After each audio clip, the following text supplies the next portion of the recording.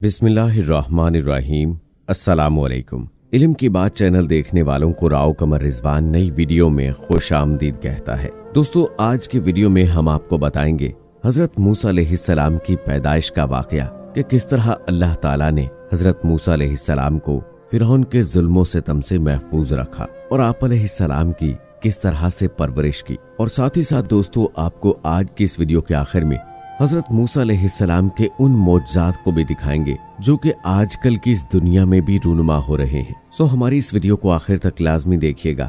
और अगर आपने अभी तक हमारा चैनल इल्म की बात सब्सक्राइब नहीं किया है तो अभी सब्सक्राइब कर लें। साथ में बेल आइकॉन को जरूर प्रेस कीजिएगा ताकि लेटेस्ट अपलोड होने वाली हमारी वीडियोस का नोटिफिकेशन आपको बर वक्त मिलता रहे। वीडियो को लाइक करें, शेयर करें अपने दोस्तों के साथ और कमेंट बॉक्स में अपनी राय का इजहार जरूर कीजिएगा। दोस्तों, फिरौन ने एक रात एक दहशतनाक ख्वाब देखा कि एक आग मिस्र में कब्तियों की तमाम इमलाक को जलाती हुई आती है और जब बनी इसराइल के मोहल्ले से गुजरती है तो किसी को भी नहीं जलाती। और बनी इसराइल के मोहल्ले से एक अजदहा निकला और उसने फिरौन को उसके तख्त से गिराकर औंधा डाल दिया। तीसरे रोज फिरौन ने नजूमियों को इकट्ठा किया और उस ख्वाब की ताबीर पूछी तो उन्होंने कहा कि बनी इसराइल में एक लड़का पैदा होगा जो तेरी हुकूमत के जवाल का सबब होगा। चुनाचे फिरौन ने कोतवाल को बुलाकर ऐलान करवा दिया 1000 प्यादे बनी इसराइल के मोहल्ले पर मुकर्रर करें और 1000 दाइयां भी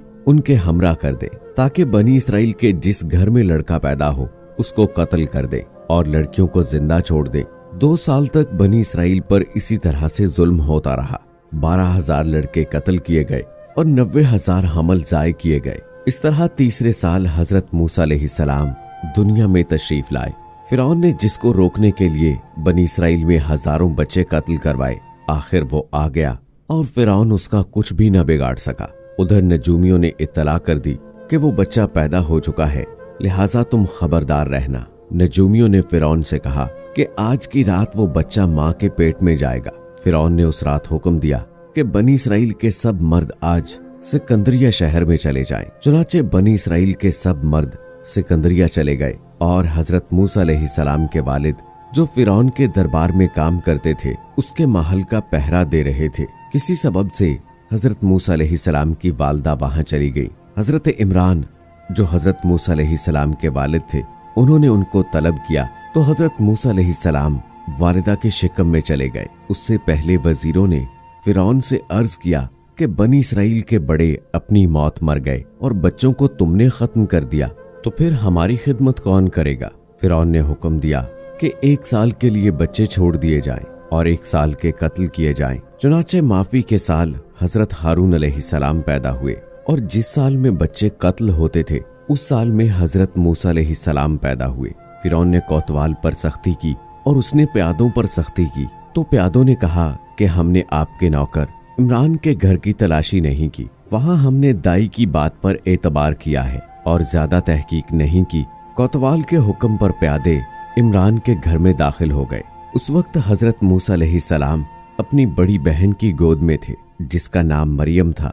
जब उसने देखा कि प्यादे बगैर किसी इत्तला के घर में घुस आए हैं तो फौरन भाई को जलते हुए तंदूर में डाल दिया जो उस वक्त भड़क रहा था, इस ख्याल से कि इसकी जान तो वैसे भी जाएगी मगर बाकी घर वाले तो महफूज रहेंगे। जब प्यादों ने खूब तसल्ली कर ली कि घर में कोई लड़का मौजूद नहीं और तंदूर को ना देखा और प्यादे वापस चले गए। उधर आप अलैहिस्सलाम की वालदा मोहतरमा गम से निढाल हो गईं। होश आने पर बच्ची से बेटे के बारे में पूछा तो उसने कहा कि मैंने उसे जलते हुए तंदूर में डाल दिया था। तो उनके गम में मजीद इजाफा हो गया। यकायक तंदूर से आवाज आई, ऐ अम्मा जान, गम ना खा।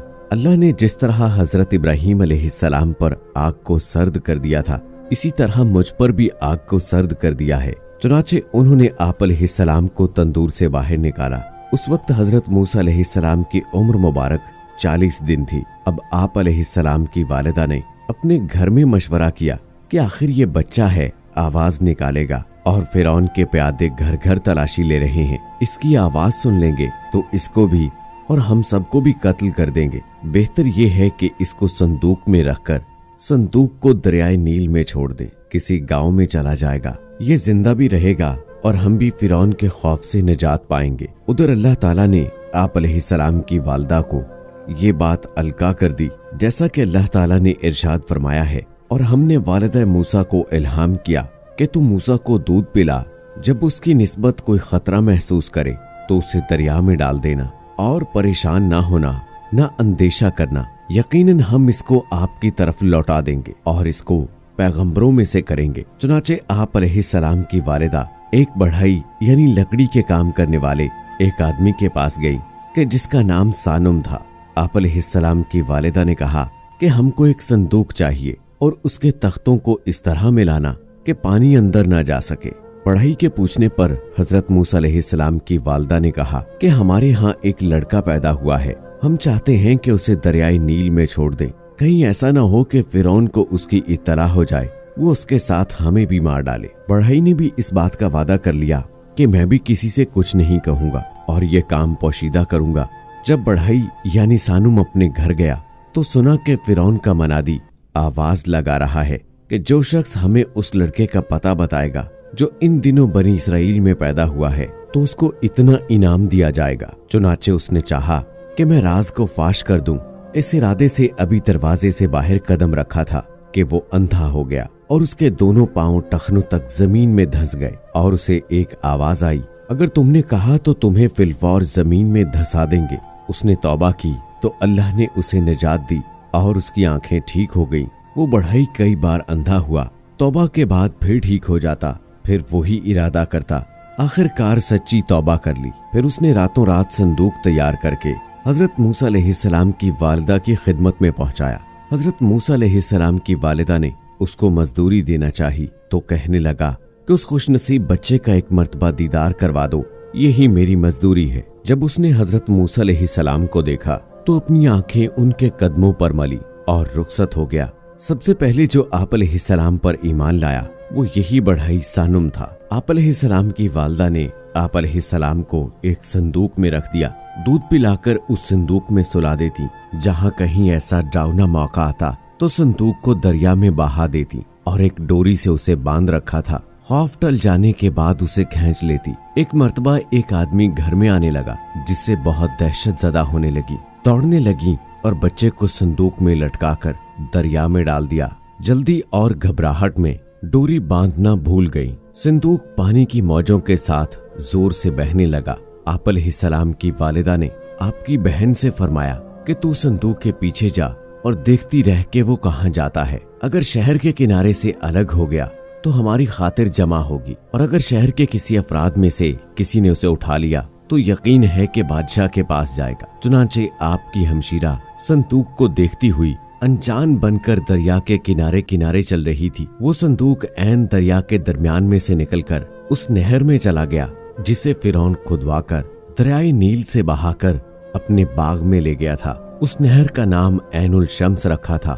صندوق پانی میں بہتا ہوا فرعون کے باغ میں جا پہنچا۔ اس وقت فرعون باغ کی سیر کر رہا تھا، اس کے ساتھ اس کی اہلیہ اور لڑکی کے علاوہ محل کے دیگر افراد بھی تھے۔ جب سب نے دیکھا کہ ایک صندوق نہر میں آ رہا ہے، لوگ دوڑے اور اسے اٹھا کر فرعون کے پاس لے گئے۔ حضرت موسیٰ علیہ السلام کی بہن نے جب یہ دیکھا تو گھر جا کر والدہ کو اطلاع دے دی۔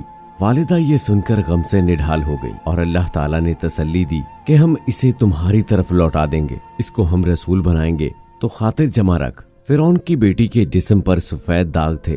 نجومیوں نے کہا تھا ایک دریا میں ایک بچہ ملے گا، اس کا لعاب لگانے سے یہ داغ ٹھیک ہو جائیں گے۔ جب یہ صندوق ملا تو فرعون کی لڑکی نے حضرت موسیٰ علیہ السلام کا لعاب اپنے زخموں پر لگایا تو وہ ٹھیک ہو گئی۔ ادھر جب فرعون نے دیکھا کہ ایک لڑکا چند دنوں سے پیدا شدہ ایک صندوق میں رکھا ہے، حامان کو بلایا اور کہا کہ یہ وہی لڑکا ہے نجومی جسے آپ لوگ مجھے ڈرا رہے تھے، میرے اقبال کو دیکھ کہ یہ خود بخود کیسے میرے پاس آ گیا، اب اسے مار ڈالو۔ لیکن جب اس کی بیوی نے دیکھا تو کہنے لگی اس کو ہرگز قتل نہ کرنا، جیسا کہ ارشاد باری تعالیٰ ہے۔ اور فرعون کی بیوی نے کہا یہ میری اور تیری آنکھوں کی ٹھنڈک ہے، اس کو قتل نہ کرو، عجب نہیں کہ ہم اس کو کوئی فائدہ پہنچائیں یا اس کو اپنا بیٹا بنا لے۔ فرعون نے اپنا فیصلہ بدل لیا اور بیوی کی بات مان لی اور حضرت موسیٰ علیہ السلام کو اپنا بیٹا بنا لیا۔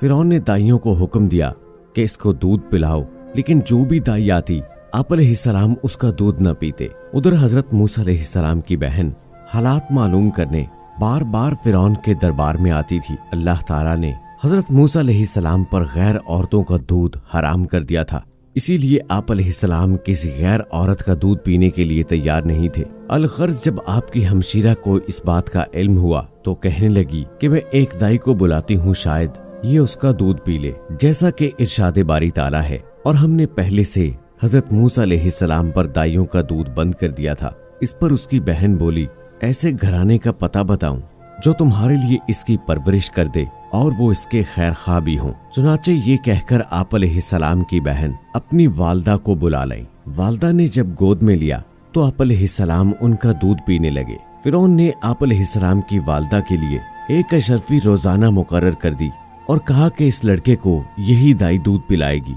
इस तरह अल्लाह ताला ने आप अलैहिस्सलाम की वालदा के साथ किया हुआ वादा पूरा किया, या तो अभी उसको दरिया में डाल दे, फिर हम तुझे वापस दे देंगे। जिस तरह बच्चा आपके हवाले कर दिया गया, फिरौन की बीवी ने ये फरमा दिया कि हर हफ्ते में लाकर दिखा दिया करना। अल्लाह ताला ने बच्चा भी मिला दिया और मुफ्त में मजदूरी भी मुकर्रर फरमा दी। अब माँ का ये मामूल था कि हर हफ्ते बच्चे को फिरौन के दरबार में ले जाती और वापस घर ले आती। आप अलैहिस्सलाम की वालदा ने आप अलैहिस्सलाम को दूध पिलाया। जब 2 बरस के बाद आपका दूध छुड़वाया तो फिरौन की बीवी ने हजरत मूसा अलैहिस्सलाम की बीवी को सोने से लदा हुआ एक खच्चर, कई ऊंट और नफीस चीजें तोहफे में देकर रुखसत किया और हजरत मूसा अलैहिस्सलाम की तरबियत अपने पास करना शुरू कर दी। इस तरह से आप अलैहिस्सलाम ने फिरौन के दरबार में परवरिश फरमाई और वहीं जवान हो गए। और दोस्तों, जैसा कि हमने वीडियो के आगाज में आपको बताया था कि हजरत मूसा अलैहिस्सलाम के कई एक ऐसे मोजज़ात भी हैं जो आजकल के इस दौर में भी रूनुमा हो रहे हैं। तो दोस्तों, आइए अब आपको हजरत मूसा अलैहिस्सलाम के मोजज़ात दिखाते हैं।